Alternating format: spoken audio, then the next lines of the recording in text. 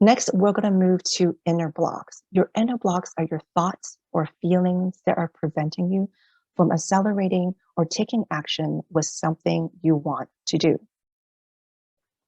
And we all have inner blocks. And when you're going through a transition, you're going to go through a roller coaster ride of feelings and thoughts. And here are the inner blocks: the fears, the assumptions, the interpretations, and limiting beliefs. These are going to appear at different times of your transition. And you can never get rid of them. It's the reason why they're here is because you're human. You've gone through life, you've experienced things, and you're not going to able to kind of say, oh, I don't ever want fear, because that's not going to happen. What you need to do is just be aware of them, and that's all you need to do, is to be aware and know how you can release them. So let's start with fear, because I feel like a lot of people have that. These are some of the thoughts that I had when I was going through my transition. I was too old to change careers. I would have to actually quit my full-time job to go back to school. And I was afraid of letting go of my established career and do something that I might actually fail at. So what is fear? Fear is an inner voice that tells you that you're not good enough, you're not smart enough, you're not qualified enough. And these emotions are real, especially when you are going through your transition. You know, at the beginning, you're excited. You think, yeah, I can do this. You're excited that you're going to have a new career, and it's going to be something different. You're going to learn something. But sometimes when you get to the middle, where you're like, oh, I've applied for so many jobs and I haven't heard any responses, or I've went for interviews and I've been ghosted. And then you start, panicking, thinking that you're not good enough, you're not qualified enough. Maybe that's why, and maybe you shouldn't be switching careers. So what do you do when you have some kind of fear? You think of your worst case scenario. What is the worst that can happen to you? And then next, you will have to think about, how true do you think this worst case scenario is going to happen? For some people, just asking this question will be enough. Asking this question is going to help them realize, oh, it's only a 2. I'm like, then why am I wasting so much energy here? But for some, even ranking them to say, oh yeah, it's only a 2, but even 2 is really hard for them to kind of let go. So this is where you create a solution for your worst case scenario. Find a solution for it, the one that you can live with.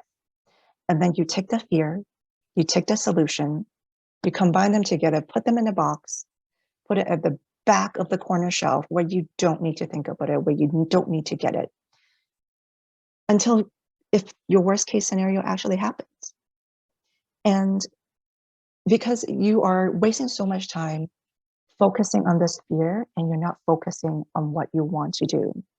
So I really encourage everybody, whenever you come, you recognize that you have a fear, try this method. Just try it to see how easy it is to release it, or if it's really hard to release it, then just sit with it for a while and then come back to it.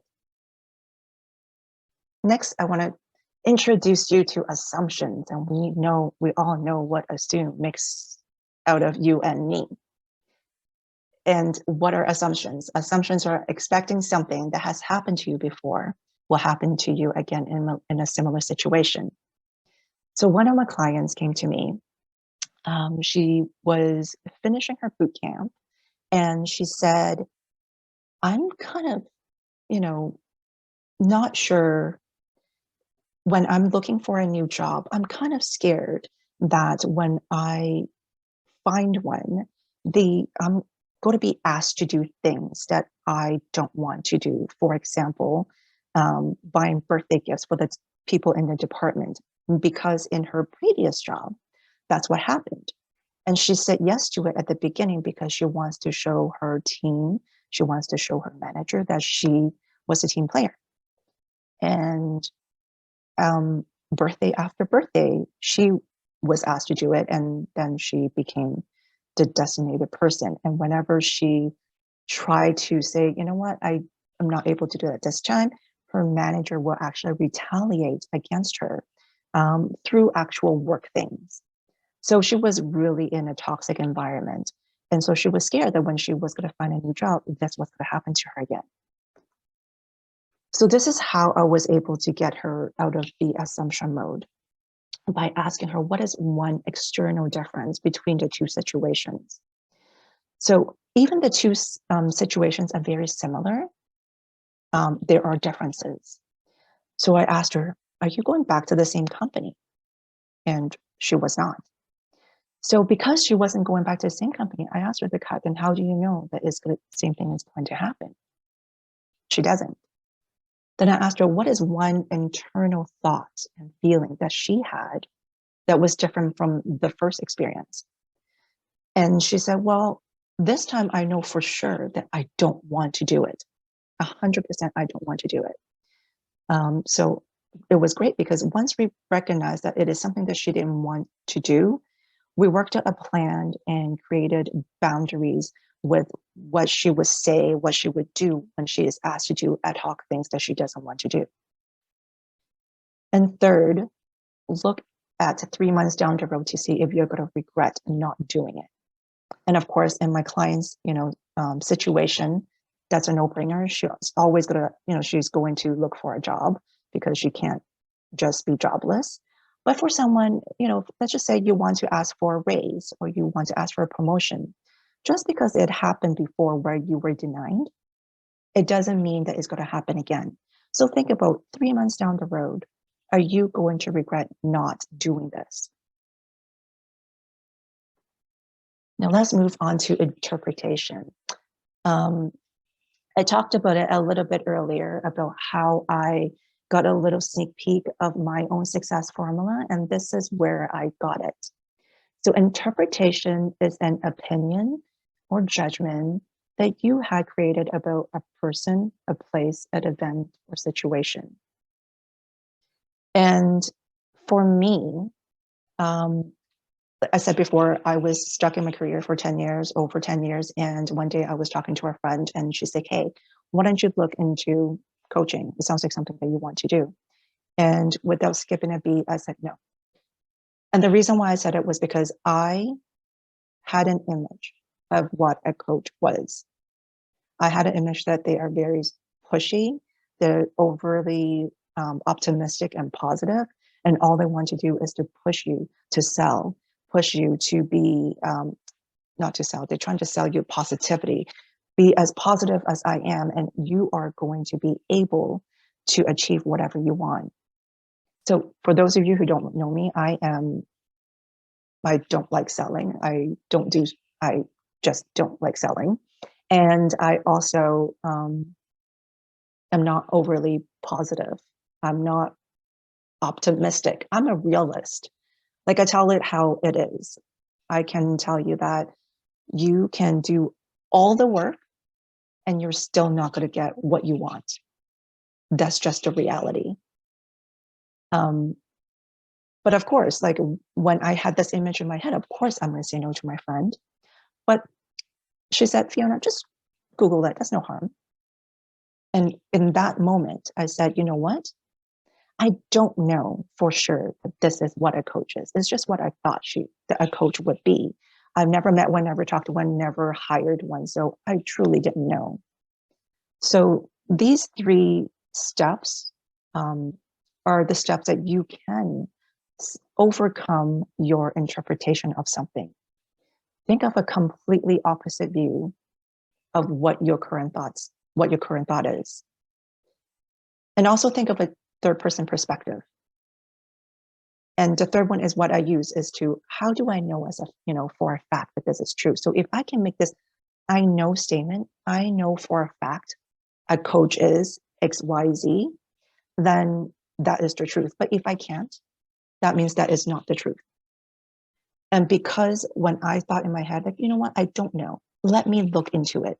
And when I looked into it, I was obviously very wrong of my impression of what a coach is. So that's when I said, I thought to myself, how many times have I said no to opportunities that presented itself to me? And I had this image of what the industry is like, or what the people are like, and I'm like, oh my god, I probably have said no to so many of these, and I could have, be in something different 10 years ago. So that's why it's important to recognize and be aware of your thoughts and understand, um, sometimes there are ways that can help you move these kind of thoughts. Next, we're on the last one, which is limiting belief. It is a generalization or stereotype that you haven't personally experienced but accepted it to be true. So here are a few questions to ask when this happens. What makes the belief true to you? How is this belief affecting my current situation? And what would be different if I shifted my belief?